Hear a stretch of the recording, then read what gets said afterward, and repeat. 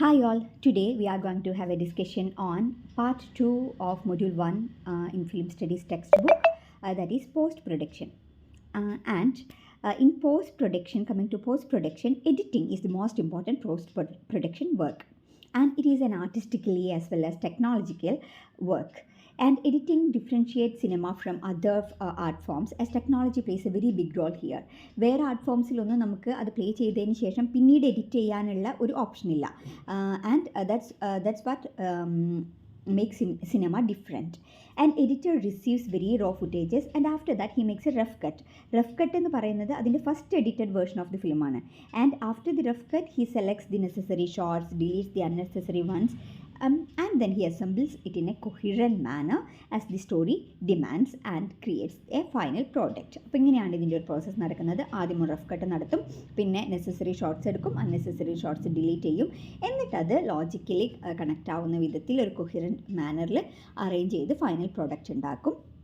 And by the clever use of this technology, the editor can generate the desired effect on the viewers.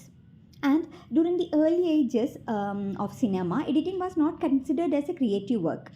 The editor simply puts the shots together and gave a sense of continuous motion to the viewers. ആദ്യകാലങ്ങളിൽ ഇതൊരു creative വർക്കായിട്ട് consider ചെയ്തിരുന്നില്ല. ഒരു continuous sense ഉണ്ടാക്കാൻ വേണ്ടി editor അത് edit ചെയ്യുന്നു എന്ന് മാത്രം. But when technology changed, digital technology arrived, it changed everything. Now the editor is an artistically creative technician. Nowadays, the directors depend on the decision-making skill of the editor. The editors can choose the best shots with the help of the directors. And first there will be a rough cut, then there will be a fine cut, and with some more changes, the film finally becomes a cinematic product. And through clever editing techniques, the pace of the film can be changed to suit the story. So this is the importance of editing, and we have got two types of editing, that is chronological editing and continuity editing. Let us check what is chronological editing. Chronological editing means telling the events following the order in the way it occurred. അതിൻ്റെ chronological orderൽ ആ ഒരു കഥ പറയുന്ന രീതിയാണ് chronological editing, as the name indicates. And it shows what happened first, then what happened, and after that what happened, and so on. അങ്ങനെ ഉണ്ടായ ഒരു ഓർഡറിൽ പറയുന്നതാണ് chronological editing. So chronological editing is an editing technique in which logical and linear orders of the shot are kept.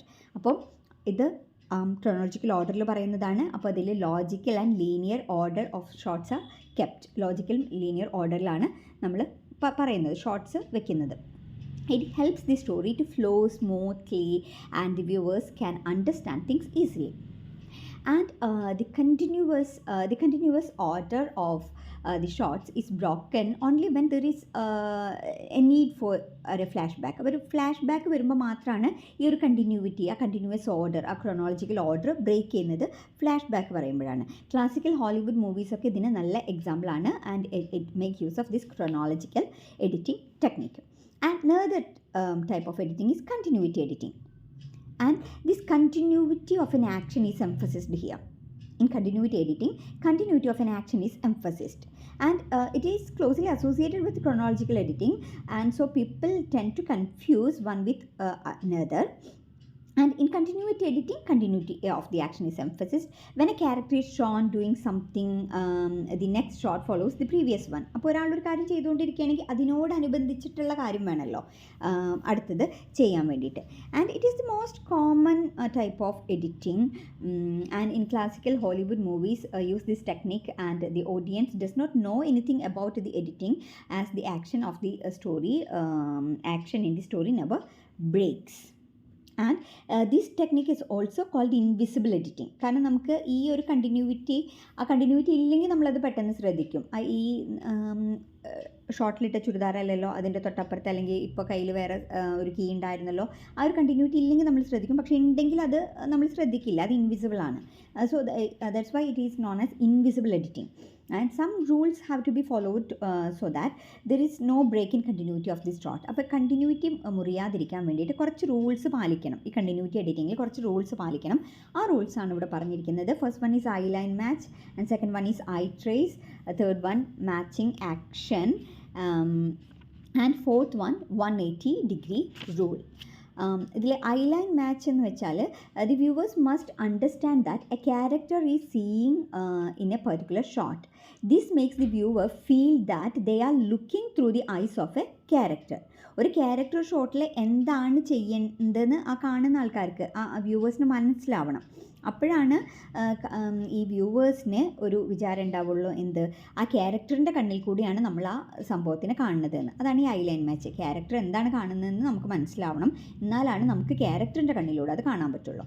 That's what ഐലൈൻ match. And I trace എന്ന് വെച്ചാൽ this makes sure that the viewer capture the most important details of the shot. Lighting plays an important role here, and audience attention is directed to the necessary elements in the shot. എന്ത് നമ്മൾ കാണണമെന്നാണോ ആ director ആഗ്രഹിക്കുന്നത് അതിലേക്കാണ് light വീഴുക, അതിലേക്കാണ് focus ചെയ്യുക. അപ്പോൾ ഷോട്ടിൻ്റെ ഏറ്റവും പ്രധാനപ്പെട്ട ഭാഗം ഏതാണെന്നുള്ളത് വ്യൂവേഴ്സിന് മനസ്സിലാവണം. അതിനാണ് ഈ ഐ ട്രേസ് എന്ന് പറയുന്നത്. ഈ മാച്ചിങ് ആക്ഷൻ എന്ന് പറയുന്നത് the action of a character in a shot must match with his or her previous actions. ആ പ്രീവിയസ് ആക്ഷനായിട്ട് മാച്ച് ചെയ്യുന്ന ആക്ഷനായിരിക്കും അവരിപ്പോൾ എടുക്കേണ്ടത്. And this is important if the continuity of the action is to be kept. അപ്പോൾ continuity കിട്ടാൻ വേണ്ടിയിട്ട് ഇത് വളരെ ഇമ്പോർട്ടൻ്റ് ആണ്. പിന്നെ അടുത്ത റൂളാണ് 180-degree റൂൾ. ഇത് നിങ്ങൾ ഡീറ്റെയിൽ ആയിട്ടൊന്നും കൂടി പഠിക്കും. 180-degree റൂൾ എന്ന് വെച്ചാൽ this is a rule that draws an imaginary line between two characters for establishing guide lines for the spatial relationship between them. ഇത് സ്പേഷ്യൽ റിലേഷൻഷിപ്പിനെ കുറിക്കുന്നതാണ് 180-degree rule.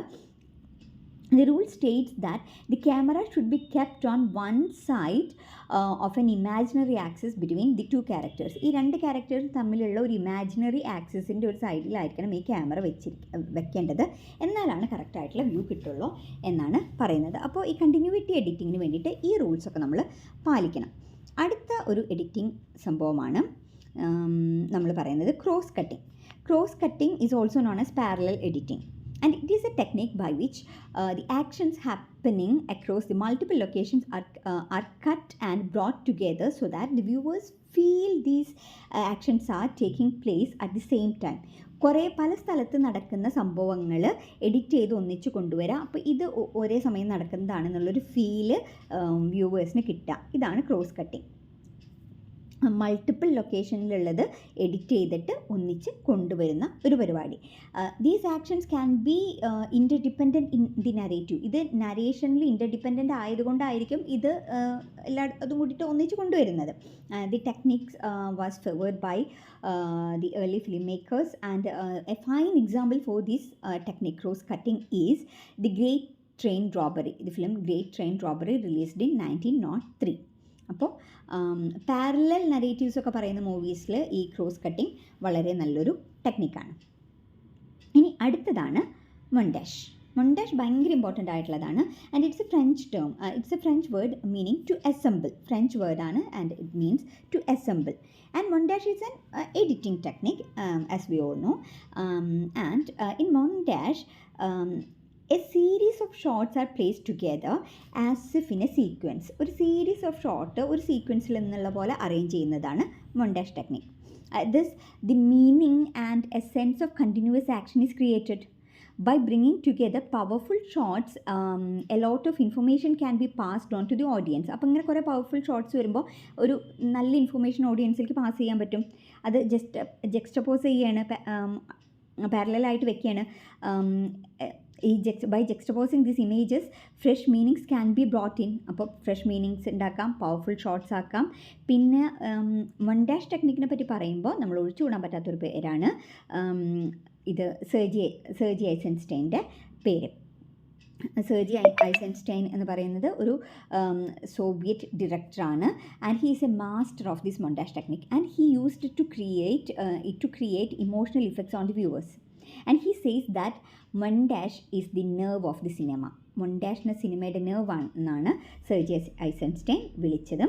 And many filmmakers, including Lev Kulchov, were great admirers of Eisenstein and Soviet montage theory, which dominated the cinematic discourse in 1920s and 1930s. And the theory places editing as the most important creative process in the filmmaking. Montage is used in character development to bring speed in narrative, to compare and contrast characters, plots, actions, etc. in multiple narratives. So montage is a very important technique. And the next one is continuity cut. Continuity cut എന്ന് വെച്ചാൽ സിമ്പിളാണ്. It helps the viewers to move from one scene to another without noticing the editing process. അതിൻ്റെ continuity editing നടന്നിട്ടുണ്ട് നമുക്ക് തോന്നാത്ത വിധത്തിൽ ഒരു സീനിൽ നിന്ന് വേറെ സീനിലേക്ക് പോവാം, ഒരു ഷോട്ടിൽ നിന്ന് വേറെ ഷോട്ടിലേക്ക് പോവാം. The flow of the narrative is maintained.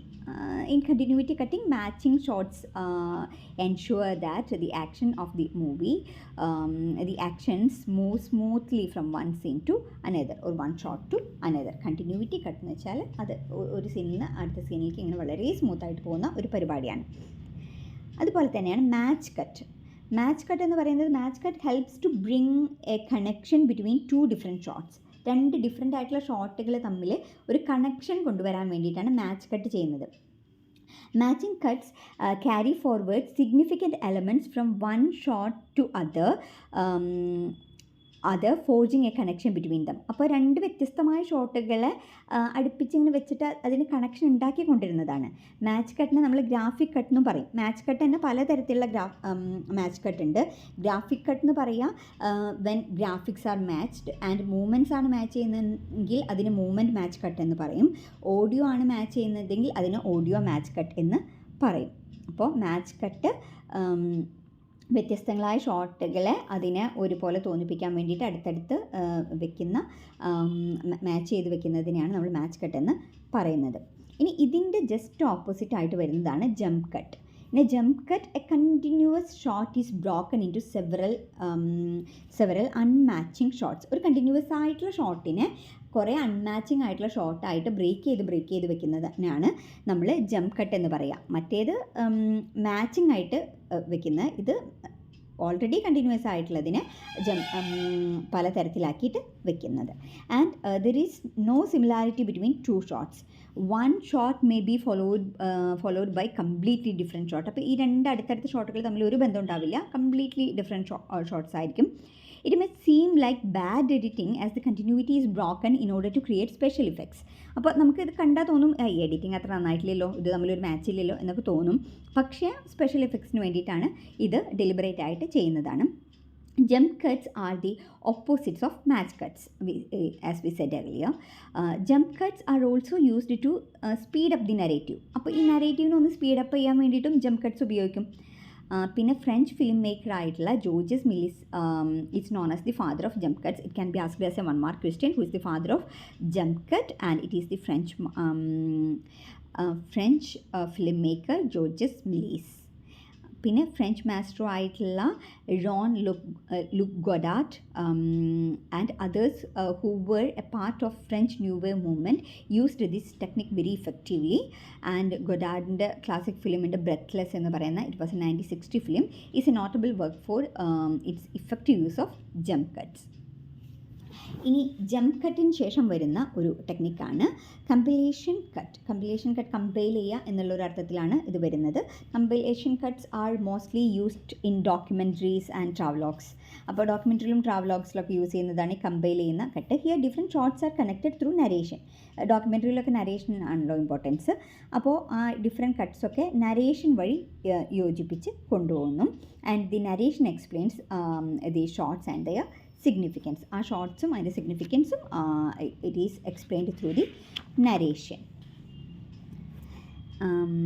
Okay, and the next one is 30-degree rule. 30-degree rule, this rule states that the camera should move at least 30 degrees between shots of the same subject. ഈ റൂളിൻ്റെ ഒരു ഏറ്റവും പ്രധാനപ്പെട്ട കാര്യം എന്താണെന്ന് വെച്ചാൽ, ഒരു വസ്തുവിനെ അല്ലെങ്കിൽ ഒരു വ്യക്തിനെ ചിത്രീകരിക്കുമ്പോൾ ക്യാമറ ഏറ്റവും കുറഞ്ഞത് 30 ഡിഗ്രി മാറണം എന്നാണ് പറയുന്നത്. ഏറ്റവും കുറഞ്ഞത് 30 ഡിഗ്രി മാറണമെന്ന്. And if the rule is violated it will result in A jump cut which may have A jarring effect in the viewers. അപ്പോൾ ഈ റൂൾ വയലേറ്റ് ചെയ്താൽ നമുക്ക് കാണുന്നവർക്ക് ഒരു അപാകത പോലെ തോന്നും. ആൻഡ് പിന്നെ ഈ ക്യാമറ അധികം മാറിയാൽ അത് 180 റൂളിനെയും വയലേറ്റ് ചെയ്യും. അതുകൊണ്ട് നമ്മൾ ക്യാമറ വെക്കുമ്പോൾ so the camera should stay on one side of the object for a smooth transition between the shots. And from French filmmaker Georges Méliès, നമ്മൾ ഈ പേര് മുമ്പ് പറഞ്ഞിട്ടുള്ളതാണ്, ജോർജസ് മെല്ലിസിൻ്റെ, is the one who credited on this rule. അപ്പോൾ ഈ rule ഉണ്ടാക്കിയ ആളുടെ പേരാണ് Georges Melies, French film maker ആയിട്ടുള്ളത്. And he used this in his classic film a trip to moon which was released in 1902. അപ്പോൾ 30 degree rule എന്ന് വെച്ചാൽ എങ്ങനെയാണ്, നമ്മൾ ഒരു ആളുടെ അല്ലെങ്കിൽ ഒരു വസ്തുവിനെ ചിത്രീകരിക്കുമ്പോൾ ക്യാമറ അതിൽ നിന്ന് ഒരു 30 ഡിഗ്രി മാറണം എന്നുള്ള റൂളാണ് 30 ഡിഗ്രി റൂൾ. ഇനി അവസാനമായിട്ട് 180 ഡിഗ്രി റൂളാണ്, അത് നമ്മൾ നേരത്തെ മെൻഷൻ ചെയ്തതാണ്. And this is a guide line for spatial relations. 180 degree rule എന്ന് പറയുമ്പോൾ സ്പേഷ്യൽ റിലേഷൻസിൻ്റെ കാര്യം എഴുതാൻ മറക്കരുത്. Spatial relations between 2 characters and or 1 character and 1 object, whatever it may be. An imaginary axis is set between the character and the camera is placed on any side of the axis. അപ്പോൾ ഈ 2 characters നമ്മളൊരു imaginary axis നമ്മൾ കാണുകയാണ്. ആ imaginary ആക്സിസിൻ്റെ ഏതെങ്കിലും ഒരു സൈഡിലായിരിക്കും നമ്മൾ camera വെക്കേണ്ടത്.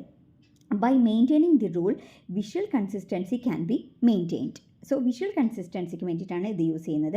Characters appears to be facing the same direction regardless of the position of camera. അപ്പോൾ ക്യാമറ എവിടെ വെച്ചാലും ഇവർ ഫേസ് ചെയ്യുന്നത് നമുക്ക് വൃത്തിയായിട്ട് തോന്നും. And if the camera crosses the line it may result in uneasy viewing experience. അപ്പോൾ ഈ റൂൾ ബ്രേക്ക് ചെയ്യുകയാണെങ്കിൽ നമുക്കൊരു ഈസിനെസ് ഫീൽ ചെയ്യില്ല, ഒരു ഈസി വ്യൂവിങ് എക്സ്പീരിയൻസ് ഉണ്ടാവില്ല. Sometimes this rule is intentionally violated to give a jarring visual effects. ഇത് intentionally violate ചെയ്യും, അത് ഒരു സ്പെഷ്യൽ എഫക്റ്റ് കൊടുക്കാൻ വേണ്ടിയിട്ടായിരിക്കും. ഒരു ഫേമസ് ഫിലിം ടോക്കിയോ സ്റ്റോറി 1953 ഫിലിമാണ്. ജാപ്പനീസ് ഡയറക്ടർ ആയിട്ടുള്ള